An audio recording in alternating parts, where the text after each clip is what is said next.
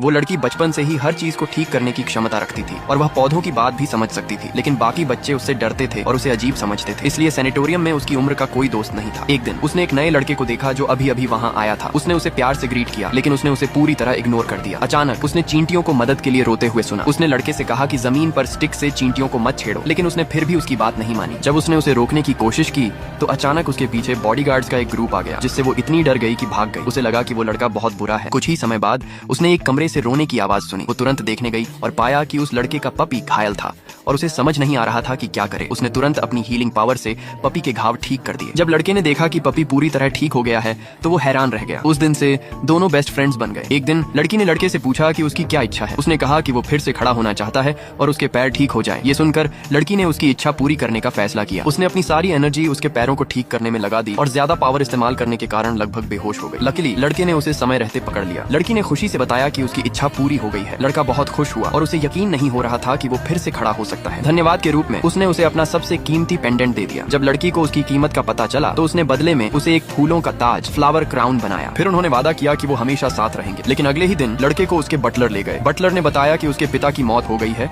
और उसे घर जाकर फ्यूनरल अटेंड करना होगा। लड़के को अपने बेवफा पिता से कोई लगाव नहीं था और वो सैनिटोरियम वापस जाकर लड़की से मिलना चाहता था। बटलर के पास कोई और ऑप्शन नहीं था, इसलिए उसने उसे जाने दिया। लेकिन जब लड़का वापस आया तो उसे लड़की कहीं नहीं मिली। दरअसल लड़की को डायरेक्टर ने अडॉप्ट कर लिया था और एक दिन पहले ही उसके असली माता पिता उसे घर ले गए थे। लड़का बहुत टूट गया क्योंकि वो बिना ठीक से अलविदा कहे अलग हो गए थे। 16 साल पलक झपकते ही गुजर गए। लड़की अब बहुत खूबसूरत हो चुकी थी, लेकिन उसके माता पिता उसे पसंद नहीं करते थे और उसे मजबूर किया कि वो अपनी छोटी बहन की जगह एक अमीर आदमी से शादी करे। इसलिए वो उस अमीर आदमी के घर शादी के लिए गई, लेकिन उसके कलेक्शन रूम में उसे एक फ्लावर क्राउन मिला। उसने तुरंत पहचान लिया, ये वही था जो उसने सालों पहले उस लड़के के लिए बनाया था। तभी वो अमीर आदमी अंदर आया, लेकिन उसने उसे पहचाना नहीं और साफ कह दिया कि उसे वो पसंद नहीं है और वो उससे शादी नहीं करेगा। लड़की गुस्सा हो गई और दोनों में बहस शुरू हो गई। उसी समय उसकी माँ आई और बोली कि उसकी दादी बेहोश हो गई हैं। वे तुरंत उन्हें देखने गए। दादी ने कहा कि उनकी आखिरी इच्छा है कि वो अपने पोते की शादी देख सकें और उम्मीद करती हैं कि दोनों भविष्य में अच्छे से रहेंगे। फिर उन्होंने अपनी बहू से कहा कि लड़की को बिना लिमिट वाला ब्लैक कार्ड गिफ्ट में दे। लड़की को उम्मीद नहीं थी कि दादी उसके साथ इतना अच्छा व्यवहार करेंगी, इसलिए उसने तय किया कि वो अपनी हीलिंग पावर से उनकी बीमारी ठीक करेगी। उस रात वो अकेले दादी के कमरे में गई। दादी उसे देखकर खुश हुई, लेकिन थोड़ी देर में फिर से बेहोश हो गई। लड़की ने तुरंत उनका हाथ पकड़ा और उन्हें हील करना शुरू किया। उसी समय अमीर आदमी ने ये सब देख लिया और उसने तुरंत उसकी हीलिंग पावर को पहचान लिया।